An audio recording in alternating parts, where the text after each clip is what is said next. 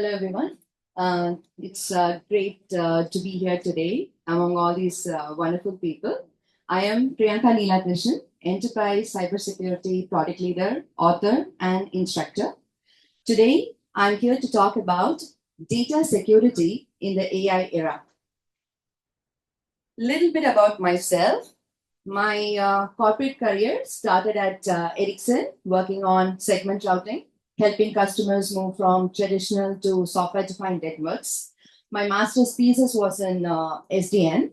Then my curiosity in application level security led me to Symantec Enterprise Division, now Broadcom. There at Symantec, I've had the opportunity to conceptualize and launch several first-to-market enterprise data security solutions. And then a curiosity in cybersecurity and a growing need to be part of a company which is fully dedicated to cybersecurity pulled me towards Palo Alto Networks in early 2021. Here at Palo, I've had the freedom to strategize, ideate, and bring to market some effective data at rest and inline security solutions with more focus around SaaS security and firewall security. All throughout, since my Symantec times, I've been using AI in one form or the other in the solutions I've built, creating competitive advantage. So I'm also an author of a couple of books here, Problem Pioneering, a product manager's guide to crafting compelling solutions. And my recent book is Autonomous Data Security, published by Appriss. So here in this book, we talk about how do you analyze a vendor? Let's say there is a lot of data security solutions out there in the market. Now, how do you effectively ask the right questions to a vendor for the use cases that you think is important for your organization, right? That's where you need to really understand and do a good job, right? So we start there in this book. And then once you identify that, okay, these are the use cases I need, and you go and analyze the vendors, then we need to really understand, okay, is this enough? Is it enough for today, tomorrow, for tomorrow's problem, right? That's where the solution comes into the picture. Like, how do you design a solution? So it's not only for vendors, you're not only for analyzing the vendors, but also as developers and designers, how do you design a system that's autonomous, that's able to scale, and which is future ready for all the challenges that's being thrown at our way when it comes to protecting data, enterprise data, right? That's where this book really shines. And once again, the name of the book is Autonomous Data Security, Creating a Proactive Enterprise Protection Plan. All right, now coming to our agenda. Today, we'll talk about why is data security more important than ever. Data security has been for a while, so why is it more important at this time, in this era, where AI is coming into the picture? So why is it more important? So we'll start there. And we'll talk about a recent AI data theft that happened and how was it addressed, and what are the different AI attack vectors that you could face when it comes to AI models. And then we'll dive a little bit deeper into the gaps in existing data security practices. And finally, we will talk about multifaceted approach in addressing these challenges effectively. Right? And then we'll conclude. All right, let's get started. Okay, why is data security more important? There are 6 reasons here. Number 1 is increased volume of data, right? According to International Data Corporation, IDC analyst study, it's estimated that the digital data that is being created is expected to reach 75 zettabytes of data, wherein in 2018 it was only about 33 zettabyte, right? That's the scale in which the data is exploding. The rate and scale of data explosion is huge. It starts with user interaction data, because every day, whenever a solution is bring to the market these days, you collect data and logs. Why? Because you want to enhance the user experience. That's why you start collecting user information via logs. So data collection through logs, sensor data from IoT devices. These are all the reasons why the data is exploding to a greater extent in this current era. Specifically in the past 5-6 years, the amount of data that's got into the world is totally at an enormous scale, right? So larger the data, more a data is held by an organization, larger the attack surface, as the previous speaker mentioned. And then because there is larger attack surface, so therefore it's a attracting thing for the cyber criminals to come and look into it. Okay, what's going on there? So the cyber criminals are more attracted towards that data, so that they can get into a loophole and then laterally move inside the organization or being it in the cloud. Next is increasing AI application. So around 43% of businesses worldwide today now rely on some form of AI. So this rapid adoption of artificial intelligence has introduced a host of new cybersecurity challenges that we need to address. Like starting from AI-powered phishing attacks, deepfakes, and malware. So traditional security solutions fail, just bluntly fail in addressing and identifying this, the detection technologies. That's where it comes into the picture. So this urges the organization to immediately look at their cybersecurity strategies and adapt it to the growing landscape. Next, coming to AI-driven cyber attacks. According to the report produced by 2020 Cybersecurity Ventures in 2023, the cost of cybercrime is expected to reach a whooping $10.5 trillion by 2025, with AI-driven attacks becoming increasingly prevalent. So if you think about it, it's a huge leap from what was recorded back in 2015, which was about $3 trillion.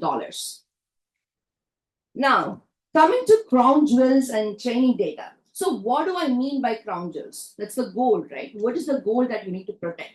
So the training data itself, which has got all this sensitive information, which is going in building that model, so that has to be protected. And the model has to be protected, because from the model, you can reverse engineer and get to the sensitive data. And from the sensitive data that is curated and fed to the model, from there you can get to the model itself. So that needs to be protected. Evolving data regulations. Data regulations has been evolving for quite some time, but why is it important now? That's because of this AI adoption and all the things that we have talked about previously. So because of that, the amount of government's involvement in adopting the regulations are drastically changing, and because of which organizations are basically they should have to be in their toes to make sure they are changing their data security business practices so that they can keep up with the regulations and make sure their brand name is protected, customers trust them, and they are not getting into the legal battles with the government. And these things change between regions, right? There is some regulation here in California, some things, for example, the recent thing with Governor Gavin. So some certain things we were able to go like bypass, but it's not going to be the case, because different region, as an organization which is operating globally, you need to adhere to the regulations that is changing and that's different in different regions, right? Next thing is AI dependency in business operations. So these days, we all know, because of invent of this AI, autonomous solutions, autonomousity is becoming increasingly more prevalent in organizations, specifically to reduce the mundane activities, right? So because organizations and businesses are being reliant on these autonomous systems for their basic business operations, what happens? So if there is a problem, if there is an attack on those AI models, then the disruption is going to be multiple magnitudes higher. That's where you need to think ahead and plan proactively so that your business continuity is getting established back to the normal. Like the status quo is getting to the normal. Now that we have seen about some of the reasons on why data security is more important in this current era, let's look at a recent AI data theft that happened in 2023 in a popular financial forecasting website. I don't want to name the website, name the organization, just to be good citizens. So what happened there is the Organization had a AI system utilized in their financial forecasting model. All right. So now these attackers, they did a thorough research on what is happening, how is this organization handling the data, and what are the AI systems that's being used, the AI model, and they actually executed an adversarial machine learning attack, AML, that's how it is called. Basically, they have significantly poisoned the data that was used to train the AI model so that the AI model produces bad outcomes, takes bad decisions. Now, with bad decisions, what happens? They get access to unauthorized data. Let's go through how they have done it. Like the first step, in step A, what they did was they did a thorough research of the platform. So once they did the research, they identified the vulnerabilities in the machine learning model interfaces and data handling processes. That's number one. Then the next stage, they went and added malicious data to the training model, training data set that's being used to build the AI model. So the data poisoning happened. So they have corrupted the data that is actually being used for AI model building. Next step. So the next step is interesting. See how sophisticated the attack is becoming. Now once the model is operationalized, what happens? The model has got the training data set coming in one end. And then while it is operationalized, it's got access to the users who are interacting with the model. And then the model itself is got access, got the connection to the backend database where the user transaction details and sensitive information is being stored. So now these people who actually poison the data so that the model produces inaccurate and wrong output, they also got unauthorized access to customer information and the transactional details. See what happened. And believe it or not, it took a long time for the organization to even detect that something bad is going on because they blindly believed, okay, we have AI system, everything is done by AI, ML, so why do we have to care? So it took a long time for the organization to detect that there was something that's not fair, that's not right. And once they detected it, they had to go through that response action, the usual response actions thing, wherein they had to isolate the system that was corrupted and then getting it back to the normal. So it took them about $75 million to recoup with this damage. It's a magnitude higher than a usual data breach that was happening back like 5 or 6 years back. Just imagine how sophisticated the attacks are becoming these days. Okay, now let's look at the AI model lifecycle and the attack vectors that's part of it. All right, so generally an AI model, a general flow for AI model. So basically you have the needs and requirements that's gathered. So from the requirements, you collect the data, like you collect all the data, regardless it's sensitive, confidential, or just merely any data. From the data, you curate the data before it's being fed to the model creation. So from collected data, you curate the data and then use it to train the model. All right. So once the model is trained, you go through tuning and testing of the model. That's the next step. So once the testing phase is happening or tuning is going on, you need some more data. Maybe the output is not appropriate. So what happens again? You're coming back to the data gathering phase. From data gathering, you're going through tuning, testing, and again the model is getting like properly built. So once the model is tuned, you go and deploy the model. Okay, this is the fundamental step that happens. Let's see what happens when the model is operationalized. So here in this picture, you have user interactions, deployed model, and fine-tuned model. So once the model is operationalized, you as a user, once you start interacting with the model, you provide some information to the model. So the model is still getting fine-tuned to your requirements. So basically, you're trying to evolve the model in a direction that you as a user, you're giving the input and the model is getting evolved in that specific direction, right? All right. So now that we have seen how a general AI model system or a flow works, let's look at some of the attacks that happen here. Number one, data poisoning. So as we earlier mentioned, what is data poisoning?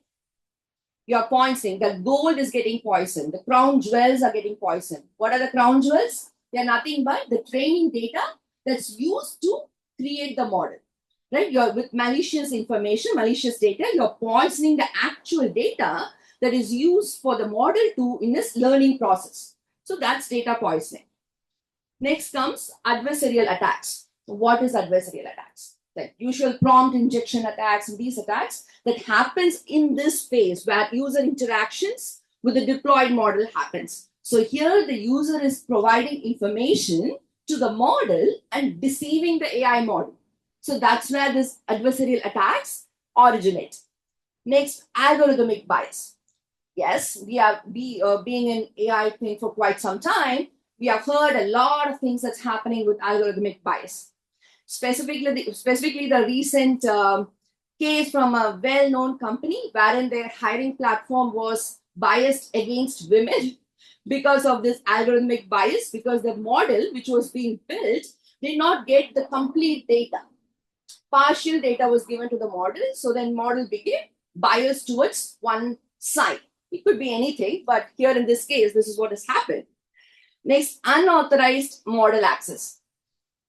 This is basically once the training data set, which we mentioned is a crown jewel, which has got the sensitive information in building the model, is corrupted. Once the access to that unauthorized training data set is received by the attackers, they can get to the model.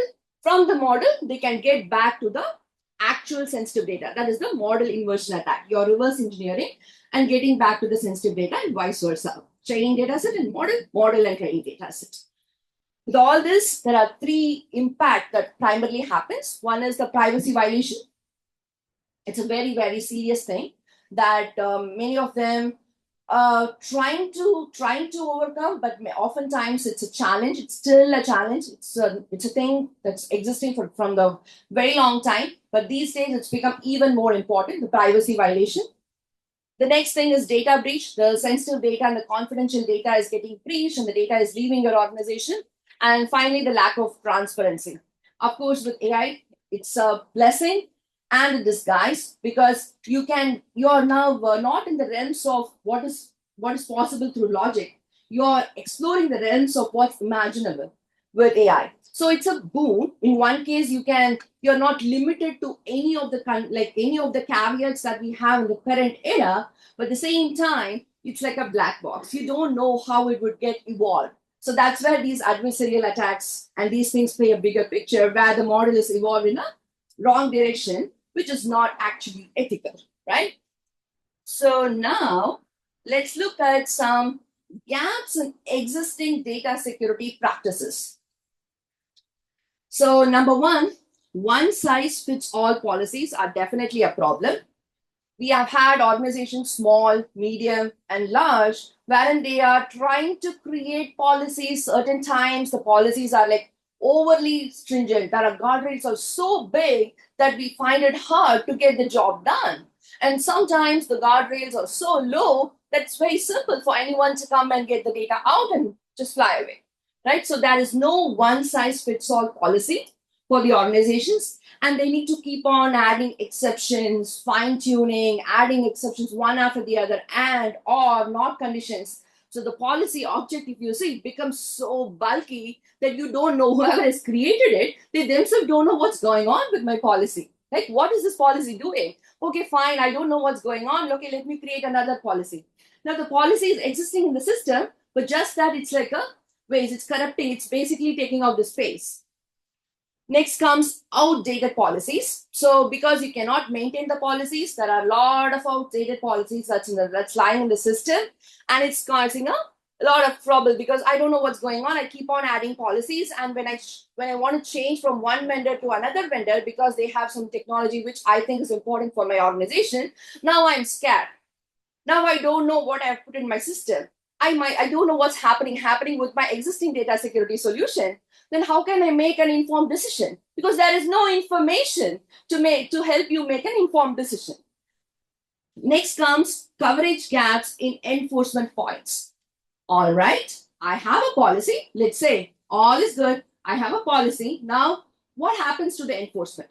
There are various vectors an enterprise has got, like that is email, that is endpoint, that is cloud services, that is SaaS applications, private applications, networks. So how is this enforcement going to be?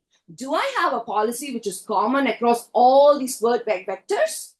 Well, it's a question to be asked to the vendor, but oftentimes it's not that straightforward to have a policy which can be applied to all these areas and all the data assets that's relying in these different parts of an organization. Resistance to change. This is a cultural problem, because when we are trying to talk about a problem, it's not just functional problem. There are social problems, there are emotional problems. So this one, the resistance to change, it's actually a cultural problem. We have been doing this for a long time. For decades, we have been doing this. Why the hell is this person coming and asking me to make this 1 step or 3 step or 4 step? Similar thing that happened with MFAs when organizations were trying to adapt MFAs. Okay, I need to press a button in my phone. I need to press a button in my computer. So there are like various steps I need to cross through to get to an application and get my damn job done. So that's the problem. So the resistance to change, and okay, I cannot do this. I cannot do my job. I go to my manager and I say, okay, can you just add me as an exception to this policy? And they get an exception. Believe it or not, it happens quite a lot. So that's a cultural resistance that we have. And next one is reactive approaches. This has been a case with most of the data security solutions out there. Small, large organizations, you take whatever it is.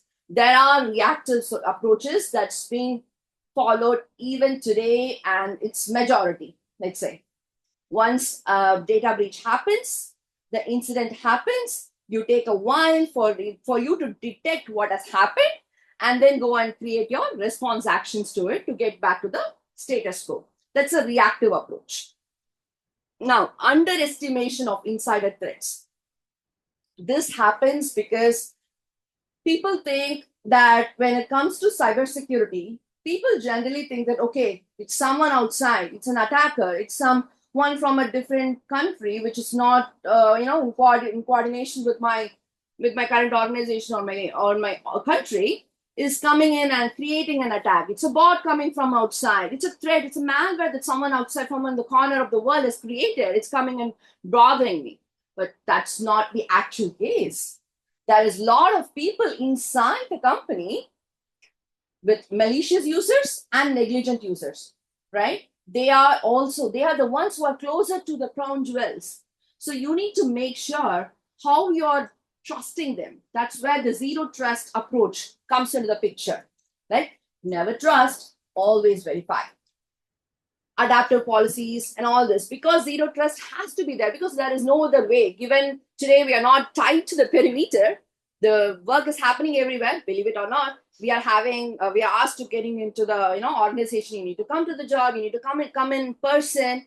Even if you come in person, given that we're all used to working remote, the remote work is also going to happen, and you're also going to be in person, and you're going to be in person doing the job. You're going to be remote doing the job, because people know that you can work by being remote. So that's not going to go away. You're still going to work there and here. All right. So these are all the gaps that we see in existing data security practices. Okay. Given that we have discussed about all these model problems and recent threats, the recent example that's affected an organization, they have spent millions in getting back to the shape. Now, what can we do about it? It's $1 million question. How do we approach this problem? So it starts by how we approach it. Then we can think about how to solve it. We need to approach it in a multifaceted manner. Number one, thinking about AI model security. Number two is modern data security practices. And number three comes dynamic and ethical data governance. These are the 3 pillars that's going to help us in solving the challenges that we have discussed in the previous slides. All right, so let's see each one of them. What do I mean by AI model security? Yeah, security is just like you're applying the security for AI models. Well, when you think about AI model security, there are various ways, there are concrete solutions that's available to protect your model itself. Number one is encryption. This is a well-known thing. You are making sure the data which is at rest and in line, in transit, is encrypted. Usually EAS 256, these type of encryption methodologies are utilized. Then number two is differential privacy. What is differential privacy? It's nothing but you're adding noise to the data set, the training data set. That's the goal, which is used to build the training model, AI model. So you're adding the noise to it. So for example, Google uses this, Google federated search. They kind of use these type of items so that they force that engine to get large sample data. So it's not biased towards one specific or few sample data sets. Next comes secure multi-party computation. So what is that? It's basically you're getting the training data set for building a model from different sources. Okay, from different sources, you're getting that encrypted training data sets, which is used to build the actual model. So where is it used? It's generally used in the financial institutions to detect fraud detection, so that they get the data. They are not compromising on the customer information. They are getting the data. Okay, this is something that has happened, and they are using it and collaboratively building a model for fraud detection. Next comes homomorphic encryption. So here you are getting the data sets in an encrypted manner and it's never getting decrypted, right, when building that model. So this is primarily used in healthcare related scenarios wherein they are more concerned about HIPAA and these type of regulations. So that's where those type of encryptions could be used. Next, adversarial attack defense. This is a funny one. So basically you're tuning, you're making your AI model so resilient that even if they come and try to manipulate the model is recognizing it and countering it. So basically, you're making the model more resilient. It's just like whoever comes and asks you, whatever they say, however they beat you or whatever they do not give the secret up. Right? That's the mojo behind this adversarial attack defense. Next comes model access control.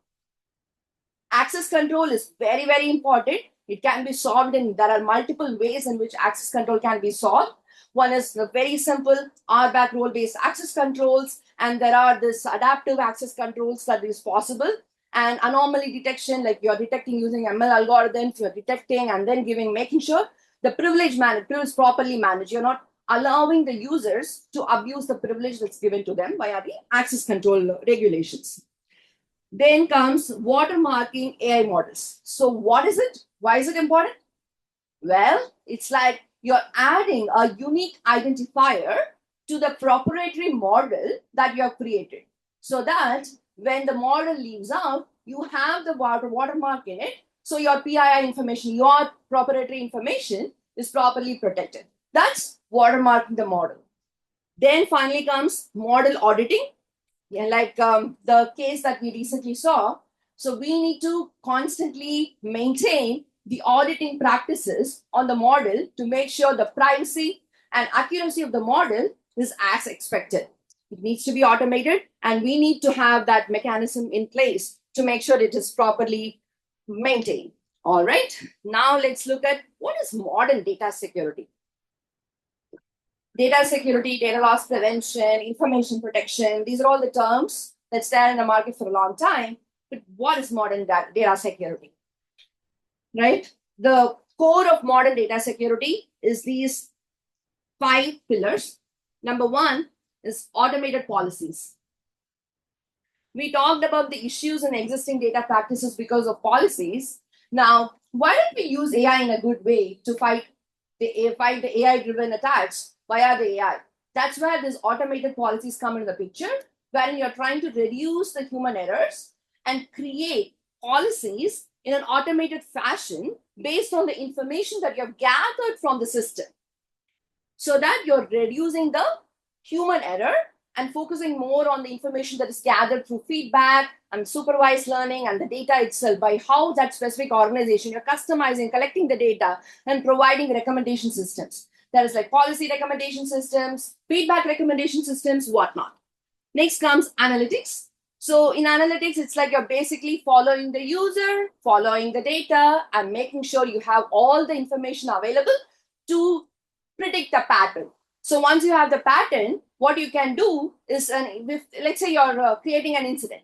Now, if you have the data stating that, okay, this is what happened, this is what is supposed to, we are predicting this, and this is what actually happened. Now you're giving that information to the decision maker, whoever is looking at the incident remediators, so they can take better and informed decision.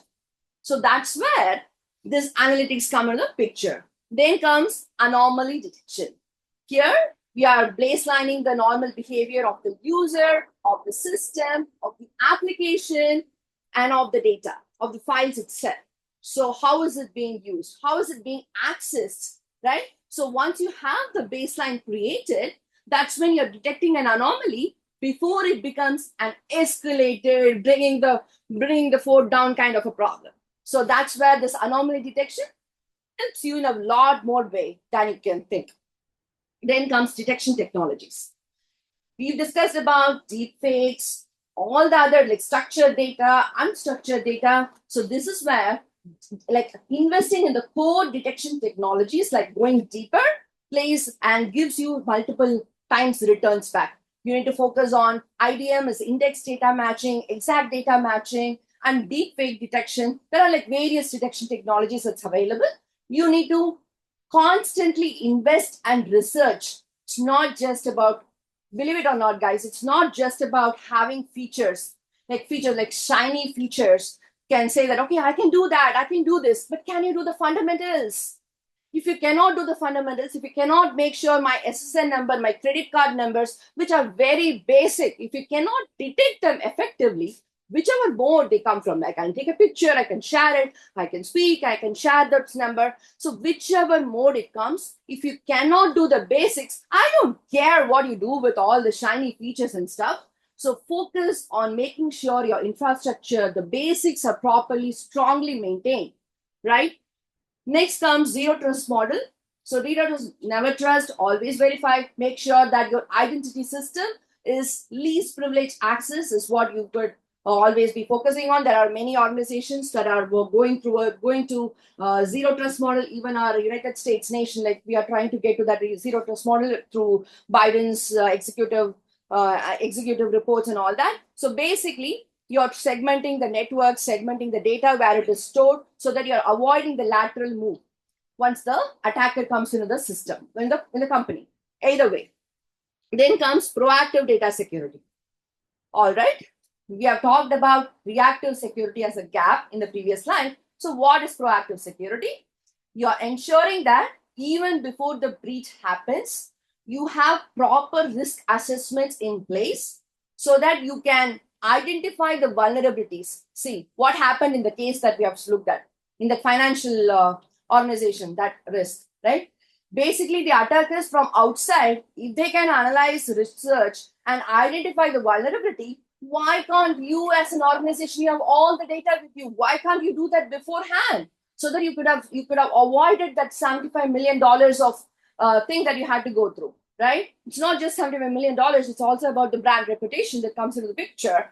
So therefore, being proactive and in identifying the vulnerabilities and taking actions and getting that real-time information on the threats that's happening. So you need to combine that together to add these proactive measures into the data security solutions that you're using or building. All right, then finally, let's look at the dynamic ethical data governance. So there are a few things that we need to do. It's the data governance is going to be an ongoing thing, guys. It's not going to stop. Like, it's not a done and dusted job. It's going to be there. It's going to continue. It's going to take your time, take your resources. So you need to stick with it. No other option. You got to do it. Maybe you can automate it if you can with AI. So data quality management. So this is to ensure that the data that's being fed to the AI model is accurate, it's complete, and reliable. That's data quality management. Then data privacy and security. This is where you have other solutions like encryption, access control to make sure the data privacy and security and guardrails are properly set in place. This is good, good being a good citizen. Then data stewardship. Here you're allocating the roles and responsibilities for different people to monitor the data. Because if you're not giving that, then it's not in their job title, job role, then why would they actually care about it? So you need to have people allocated for monitoring where is data stored, how is the data being in transit monitored, how is the data utilized in different parts of the solution, right? So that's data stewardship. So that next comes the compliance with regulations. Yes.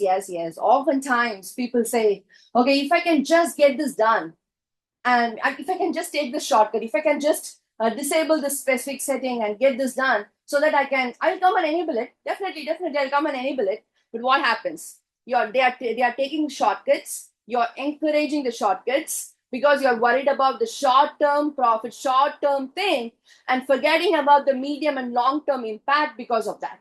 It's like a culture you're setting, guys. So basically what you need to do is focus on the medium and long term. Sustainability is where we should be focusing on. These days, stocks, there is like very hardly we find stocks with dividends. That's all gone, those old days, wherein people were, okay, sustainable investment, it's going to be a long-term process. It's all short. But I think we need to, at least from security perspective, we need to focus on medium and long term. Like sustainability should be the first focus rather than solving something and getting to the streets and getting the money out of it, right? Next comes bias and fairness monitoring. So here you need to have systems and metrics in place. You don't have to actually have a team to do that. Maybe you can have a kind of an automation wherein that is a metric that's continuously checked. Even if it is an Excel sheet that you can get the data, you can use it and to have some metrics that's constantly checked in a quarterly basis so that the bias and fairness thing is maintained in the model that you're using in your organization.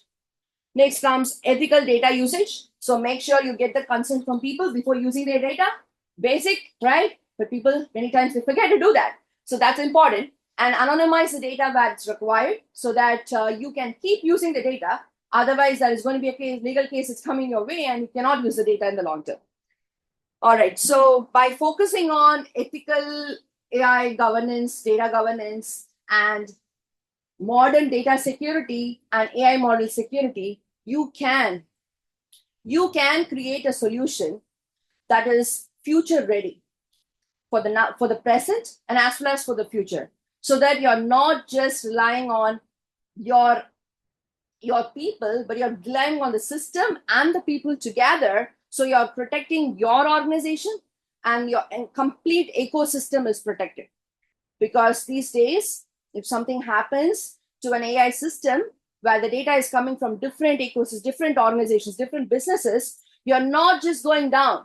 You're pulling the people, the businesses that you believe, and your customers, everyone down.